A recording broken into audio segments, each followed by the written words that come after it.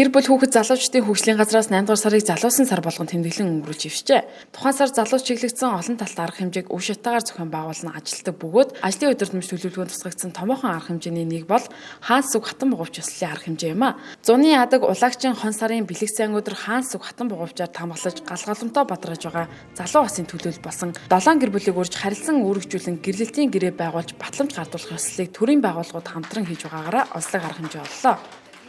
8 дугаар сар бол залуучуудын сар байдаг. Тэгээд залуучуудын сардаа зориулаад аймгийн гэр бүл хүүхд залуучдын газраас өнөөдөр хаан сүх хатан бугуйч нэртэй одоо арга хэмжээг зохион байгуулж байна. За өнөөдрийн арга хэмжээд маань нийтдээ бол 7 залуу гэр бүл хосууд оролцож байна. За хүүхний хөгжлийн чиглэлийн болон гэр бүлийн чиглэлийн сургалтуудыг олгоод үргэлжлүүлээд гэрэлтийн гэрээ байгуулж одоо батлах гардуулах юм ёслолын арга хэмжээг бид нар 2 дахь жилдээ зохион байгуулад байж байна. За ер нь 8 дугаар сар залуучдын сар болдогтой холбоотойгоор цаашид бид бүхэн хэд хэдэн ажлуудыг төлөвлөсөн. За үүнд бол одоо хуваарь одоо хөдөлмөр эрхэлдэг эмэгтэйчүүд тэр дундаа нөгөө гар урал эрхэлдэг эмэгтэйчүүдийг чадваржуулах сургалтууд, за мөн хорт сурчлага ховдын залуус нөлөөллийн арга хэмжээг нийгэмлэгтэй хамтран бас зохион байгуулж байна. За мөн 18-аас 34 насны залуучуудын хөгжлийн чиглэлийн сургалтуудыг 4 удаагийн шат дараалтаагаар бас газар дээрээ зохион байгуулж байна. За сум болгонд манай залуучуудын салбар зөвлөвлөл ажиллагаа явуулдаг. За залуучуудын салбар зөвлөл маань сумандаа бас нэгэн одоо бүтээлч нөлөөллийн ажлуудыг бас зохион байгуулж байна. За эртэж ховдчууд за бас өглөөлийн арга хэмжээг Strong Fitness Club-тай хамтран бас зохион байгуулж байна. Гэх мэтчлэн онлайн ажлуудыг төлөвлөж байна. Хаанс сүг хатан бугуйч ёслолын арга хэмжээг Ховд аймгийн гэр бүл хүүхэд залуучдын хөгжлийн газраас 2 дахь жилдээ зохион байгуулж байна. Өнгөрсөн жил 10 гаруй гэр бүлийг тус үйл ажиллагаанд хамруулсан бол энэ жил 30 орчим залуу гэр бүлийг дээрх арга хэмжээнд хамруулахаар төлөвлөжээ. За өнөөдрийн цагаан бэлэгцээ өдөр энэ хөө хаан бугуйч хатан сүг хэмээх арга хэмжээг зохион байгуулж байгаа. Ховд аймгийн хүүхэд гэр бүл хөгжлийн газрын хамт олондоо баярлалаа гэж хэлье. Маш гоё арга хэмжээ болж байна. Олон асуудыг ураад ингээд бас нөгөө гэрэлтийн одоо бүх нэг цайхан зүйлүүдийг нэгтгэж өгж байгаад бас баяртай байна. 2019 оны 10 сарын 15-нд хормоо хийжсэн. Тэгээд одоо хормоо хийгээд яг 3 дахь жилдээ одоо бараг 4 жил болох гэж байна. Энэ хугацаанд 2 хүү төрүүлж өсгөж байна. Одоо манай баг 10 сартай, том нь 3 настай. Тэгээд ер нь бол ингээд яг ингээд хүүхэд гарсны яг анхны хүүхэд гарсны дараа болохоор амар бохимдал яг нөгөө нэг яг өмнө нь яг нөгөө ганц биеэрээ яваад бие даагаад ингээд сурцсан хүмүүс яг нөгөө хүүхэдтэй болохоор бас амар хүнд стресс янз бүр юм нэмэгддэм билээ. Тэгэл тэрийгээ даван тоолохын тулд одоо хоорондоо маш эвтэй байх талаар эвтэй байж одоо нэгнийгээ хүндэтгэж тэгжэл амьдрахыг хичээдэг дээ.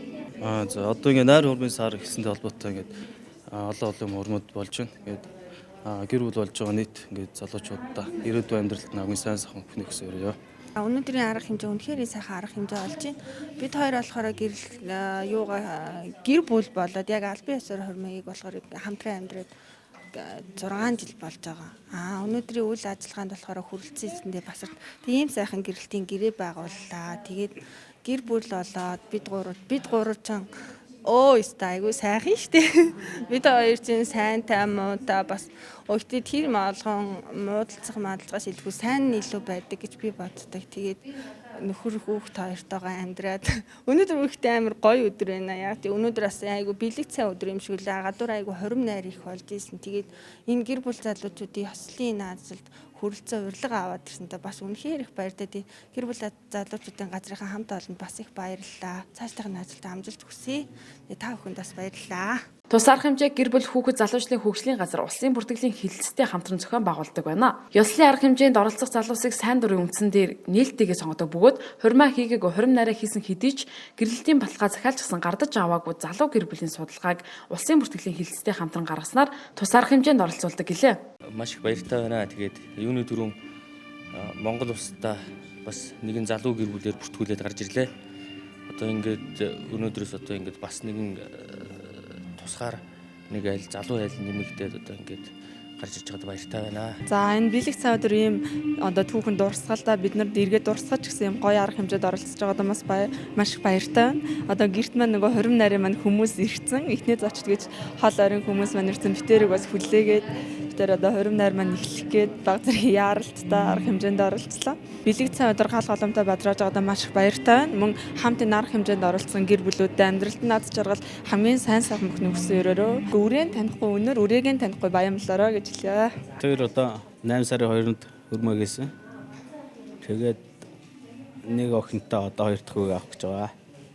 Тэгээд одоо энэ сайхан өдөр гэр бүлэлж хөрмийнхээ батлахыг авч байгаадаа их баяртай байна.